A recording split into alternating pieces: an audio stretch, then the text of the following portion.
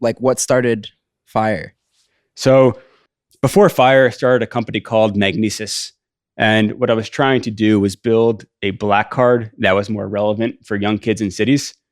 I was 22 years old, like doing a startup in New York, and all the Amex like travel business perks just like weren't relevant to me yet. Like I just wasn't there yet in my life. So I wanted a black card, couldn't get it, but I also wanted a black card that was more relevant for me. So I went on Alibaba before it was really like mainstream and bought this like sheet of black metal and just bought like a credit card copier literally off Alibaba. I was in the office for my first startup. I just copied like my shitty blue like Chase debit card with like $80 on it onto this black card. Went and used it at the pizza place across the street, and the guy's like behind the counter, dropping it, looking it up in the air. Like, oh, this thing's fucking sweet. And I was in the second ever WeWork at the time. So I started showing the card off to all the companies in the WeWork, and people wanted to buy it. And like Magnesis was just born. Before I knew it, I was selling these black cards, opened up a couple of spaces for members to connect, and just started building a company. Well, they were just cards that were just based off of existing cards? Yeah. So like the cool part was like we took no financial risk, and you could have your Amex with whatever your limit on it was, or you could have your Chase card with $20. So it just visually looked cooler. But it had visually perks cool. too, right? What were It the had perks to it? too. So we had a physical space in New York where people can come and like hang out and like get together, work, parties. But then we partner with a lot of venues and brands. So like a venue would come to us and say, hey, we'd love to host your members for, a nightclub night, a concert, a fitness class, whatever. They would pay us. We would get a cool experience and market it to our customers. And that was your more successful business? Yeah. So Magnesis was going, like Magnesis did real revenue at the time. And Fyre like slowly came out of Magnesis. And it really started from two ways. One, I got a call from one of our people who was working at the townhouse. And she's like, hey, this guy's here. He works What's the townhouse? It was like our member space for Magnesis. Okay. She's like, this guy's here. He works at Google. He says he flies planes. And I kind of believe him. Like, you got to come by. So went and met this guy and, still friends to this day, like the smartest guy I've ever met. And he's like, yeah, I had this little 4-seater airplane and got like 6 buddies that do too. We do trips to like random Caribbean islands. Like you should totally do it for your members. So I'm like, oh, so this is where the idea This started. is where it all started. So I'm like, fuck it, let's go. Like, this is amazing. I've never been on a 4-seater airplane before. And we just take this caravan of 4 planes with like a dozen of our Magnesis customers and a couple of my friends. And we start finding these islands that like I didn't know existed and couldn't have found on a map.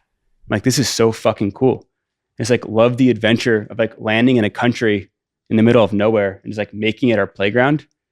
And so many of the people we were bringing were just like getting together, like forming businesses, like creating new relationships and just sort of really bonding over these adventures and experiences. What were you going and doing there at that point? Like you guys were just going to the islands and chilling? Island hopping, boating around, scuba diving, free diving, snorkeling, just like, more like adventure-y, like outdoorsy shit. But I didn't know what I was doing. So it was more just like, hey, how can we just push the limits and see what we can get away with? And then how'd you meet Ja Rule? So as a way to give back to a lot of the Magnesis members, we started booking music artists for concerts. Yeah. And just like, I'm sure you guys have way, way more experience, but just realized how backwards the entire industry was. I would just be going through so many middlemen who were promising me like artist X for X dollars. And it was all a facade. Yeah. You go through 6 guys who claim to be the manager, but they might know someone who doesn't really know someone. And it was just like this terrible, like really backwards business. So I'm like, fuck, I can make this shit super transparent. Let me just make an app and I can have artists get a notification on their phone for real offers and just like say yes or no. And that was how Fyre was kind of formed. Yeah, Fyre app. Were artists like on board for that? Yeah. So we had a few hundred artists on Fyre. Few hundred artists, they were non-exclusive. So they had regular like record labels or agencies or whatever. We were just like incremental income to it. And we had a dozen artists that were exclusive to Fyre, which basically meant that if you called one of these artists, in theory, they were supposed to send you through our app to book them. Mm-hmm.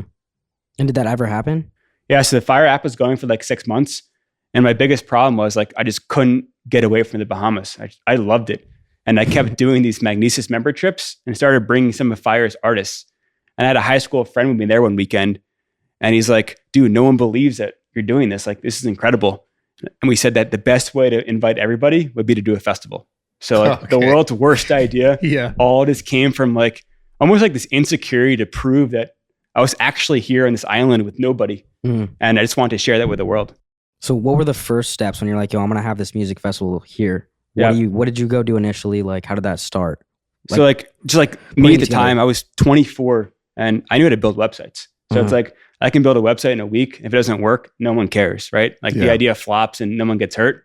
So I applied that same like tech logic to trying to build a city in the middle of nowhere. And it was just so stupid. It just didn't work. Yeah, because involving people obviously makes it a much different situation. I just didn't know how to like extrapolate like, okay, a website, the user can't log in, no one's hurt. Whereas like, hey, now I'm trying to house thousands of people in the middle of nowhere for 3 or 4 days. It's just different. So like I said earlier, what do you think the biggest issue was, like in your perspective? Just like the logistics of it? So we'll get into it, but like I certainly like, I lied to investors to get money, and like morally, ethically, as a human, like totally the most fucked up part. Yeah. But the worst like business decision was time. Yeah, I was like, what the fuck, bro? It's Why'd like- you make that so quick? I don't know what I was thinking. What was the time? What was the time? It was limit? months. Yeah. We launched like a trailer to see if anybody would care. And like, it kind of worked. And I'm like, all right, in 4 months, we're doing this. Fuck. Why did they're you like, do that? 4 months. And they're like, dude, like it takes longer than that to That's drill a horny well as to get fuck, man. water. Why- That's so Well, that's horny. like pretty impossible, right? Yeah. Totally. Totally. You didn't have anyone at the time who was like, yo, you shouldn't do this. Like you shouldn't move this fast, or like, it's not going to work this way. Like, was there anyone trying to like speak logic in that sense? For sure. But I was kind of caught up in this mindset that like we have to go really fast. And the downside is there's great artists and a beautiful location, but it's not perfect. And it didn't comprehend the downside is that people can't stay there. It's just like not ready. Mhm. I just like didn't understand the downside. And it's terrible.